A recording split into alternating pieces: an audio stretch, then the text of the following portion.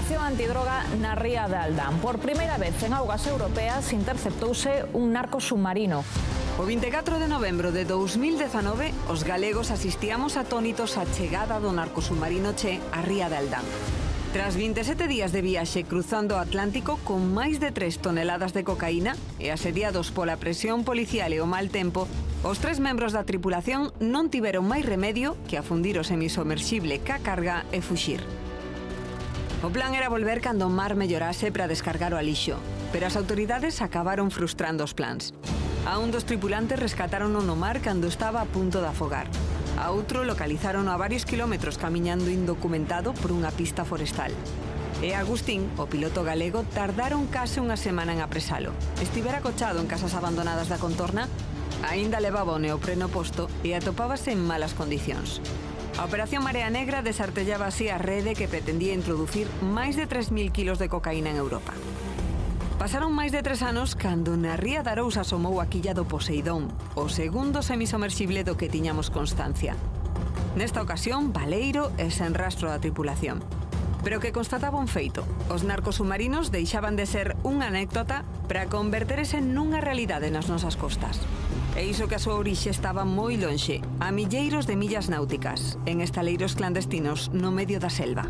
Esta organización es responsable de la construcción de 3 semisumergibles, igualmente otro semisumergible que fue incautado en Galicia, España.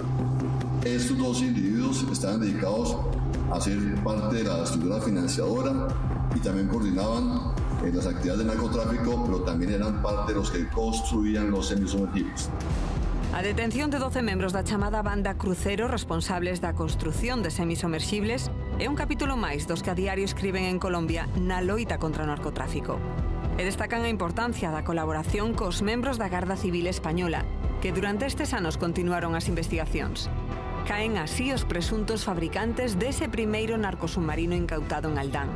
Haberá que agardar para saber se esta operación terá importantes consecuencias para as organizacións do narcotráfico. Agora temos unha última hora con respecto aos dous narcos submarinos que apareceron en Galicia. Novidades contra o narcotráfico, 12 persoas foron detidas en Colombia, 12 persoas que pertenecían á banda criminal que construían narcosubmarinos. Víctor Méndez, moi boas tardes. Entre esos narcosubmarinos, tanto o Che como o Poseidón que apareceron aquí nas nosas rías, non? Que supón esta detención? Eso parece ser. É un traballo bo da Armada de Colombia, realmente están traballando para un pouco erradicar a saída, non, de narcos submarinos, que ali é moi grande, moi importante. Bueno, neste caso concreto parece que sí que chegaron as persoas que fabrican, non? Un pouco un equivalente aos que aquí fabrican as narcolanchas, non? Estamos falando de persoas do nivel medio das organizacións, non estamos falando dos organizadores, ni moito menos, pero sí que realmente é un traballo interesante, non? Hai que tratarlo tamén con certa cautela, non? Certa calma, porque ao final pois estamos falando de persoas que están ao servicio de outras, que son os realmente importantes, pero sí valoraron a súa medida, non? Porque ao final había algúns cabecillas mesmo, non? Nesta detención, sí, dos deles. A ver, realmente estos grupos dedicados á fabricación un pouco como aquí, non? Estamos falando de organizacións dun tamaño intermedio, non son xefes de organizacións. Sí que evidentemente hai persoas que organizan, que están un pouco por encima a hora de fabricar os narcosubmarinos neste caso, ou as lanchas aquí en Galicia, que é unha cousa parecida. Foi un traballo bastante interesante, pero temos que tratarlo con cautela. Víctor, claro, a pregunta é esta organización grande, 12 persoas, non soen haber tantas detencións deste tipo de organizacións grande, pois xa está entre reixas. Que vai pasar coa construción dos narcos submarinos? Hai moitas outras organizacións que se dedican a construílos ou simplemente ao caer estos, pois vais a deter un pouco a fabricación deste tipo de embarcacións? Aí diches co clic da cuestión, digamos, non? O que falaba antes, non? É relevante, importante, de verdade, esta operación con 12 detidos, como ben dices, pero Colombia está plagado. Colombia, non só Colombia, sino outros países cercanos, Surinam, Guyana, Brasil, están plagados de organizacións dedicadas de forma clandestina a fabricar narcos submarinos. Como dicía antes, unha analogía do que sucede en Galicia cos narcolanchas, non? En Galicia no norte de Portugal.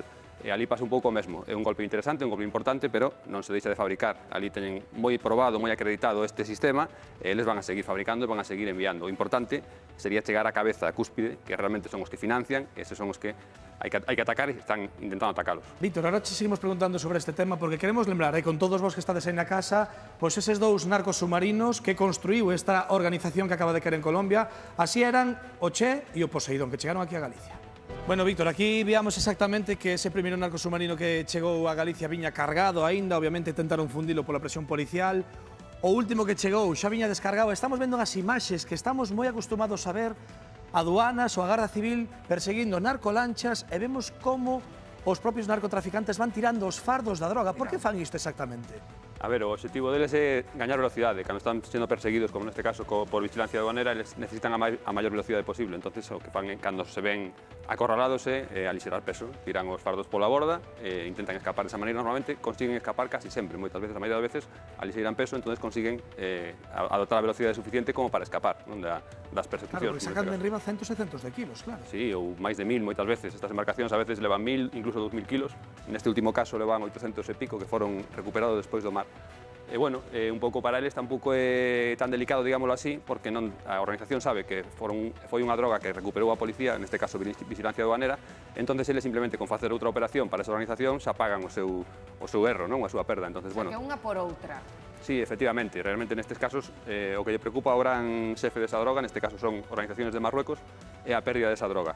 Se esa droga rouba alguén ou non aparece da organización, entón aí sí que hai problemas, hai violencia e axustes de contas. Pero se esa droga a decomisa a autoridade, eles ven nas noticias, que moitas veces eles ven as noticias e comproban que eso está decomisado, simplemente o que perde a droga o que ten que facer é outro viaxe gratis, evidentemente, e queda saldada a súa conta. Esa tripulación que perdeu a droga se desaparece. Como paga esa carga que foi tirando pola borda? Aí están os problemas. Esa tripulación que desaparece ten que dar a cara, non pode non dar a cara. Se está en prisión, a veces os colle a policía, entran en prisión, entonces, bueno, aí a organización tamén asume os gastos de abogados, todos os gastos necesarios, a súa familia dalles cartos tamén para que non falen, como no caso do narco submarino.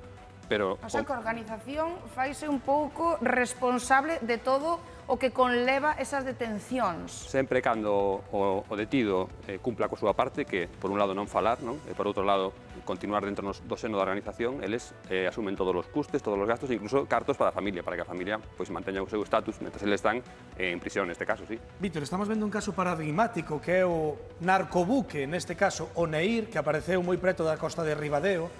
Ese barco viña cargado con casi 1.800 kilos de cocaína, acabou afundindo con toda a droga dentro, pero cando volveron a reflotalo, ese barco estaba baleiro. Que puido pasar aí? Porque as autoridades desconfían, cuidado con isto, que os propios narcotraficantes baixaran o barco cando estaba fundido e colleron os fardos. Realmente nada diso pode descartarse. Unha parte deste alixo sí que se incautou, unha parte, 1.600, 1.700 kilos sí que se incautaron, pero o capitán desde o primeiro momento confirmou ás autoridades, a policía neste caso, de que ali había outro tanto, polo menos, de mercancía. Pensase que pudo ser roubado, e non é nada descabellado, porque ao final estas organizacións teñen un poder económico bestial para facer este tipo de operacións. Sin ir máis lonxe, pois hai uns meses en Francia, por exemplo, nun porto, un comando narcocriminal entrou nun barco que estaba no porto porque sabía que ali había droga que non se tivera decomisado. Entrou pola forza, maniatou con bridas a xente do barco e levouse a droga. Estamos falando dun barco que estaba con personal, con tripulación. Un caso como o Neir, que estaba baleiro, que non había nadie ali, e estivo durante meses e meses nun porto, pois non sería descartable. Hai buzos profesionales que se dedican a isto, e non sería descartable de ninguna maneira. O tema do roubo, a hipótesis do roubo, perfectamente... Que temos que dicir que o barco Neir precisamente volve á actualidade porque coñecemos pois estes días que eses tripulantes dese narcobuque foron condenados a 9 anos de prisión ou marchar do país, non poder entrar porque estamos falando sempre de xente pois que non é española. Sí, neste caso as penas, pois, bueno, é o código penal que temos en España, non? Que ao final xa eles cumpriron cadea ata agora, ata que se foi o xuicio, e agora serán expulsados do país. Digamos que cambias esa pena de 9 anos de cárcere por expulsión do país. Son personas de baixo nivel dentro da organización, é unha cousa parecida a xente que veu no narco submarino de Aldán, non? Eran simplemente tripulantes, e asumen esa culpa e queda aí o tema. Os galegos, neste caso, que eran os que iban a recibir a mercancía, quedaron, como sempre nestes casos, pois, nun segundo plano e unha vez máis conseguiron librarse, desgraciadamente. Eu penso aí o que ti nos dis, os buzos baixando a buscar a mercadoría que de verdad parece de película, Sí, hai buzos profesionales en moitas partes do mundo. De feito, moitas veces as organizacións o que fan é buscar nas forzas armadas, nos grupos especiales de buzos en países como Sudamérica, onde é máis fácil a corrupción, pois neses nichos de mercado eles buscan buzos que xa están moi preparados, paganlles para facer ese tipo de traballo, non solamente rescates, sino introducción en mercantes de torpedos, chamanlles eles de cocaína, que veñen de Sudamérica, cada Europa moitas veces. Despois aquí teñen outra vez outros buzos que fan o que é a recuperación desa mercancía. Parece de película, pero é o que temos. Cantas cousas nos ensinas, Víctor Méndez, madre mía, sempre nos traes moitas cousas que dicir. Hoxe, gracias por traernos estas claves, porque xa sabes que hoxe estamos moi pendentes dos incendios en Asturias. Chamaremos máis aquí a Hora Galega, porque desgraciadamente sempre temos algunha nova con respecto a este Que mundo. sempre quedamos ca boca aberta con esas sí, historias que nos contas que nos parecen de outro planeta, verdade? Ou polo menos da ficción, Víctor non da Méndez, realidade. Narco Diario tamén, Diario de Pontevedra. Gracias unha vez máis por estar aquí connosco. Gracias a vos. Graciñas, Gracias, Víctor. Víctor.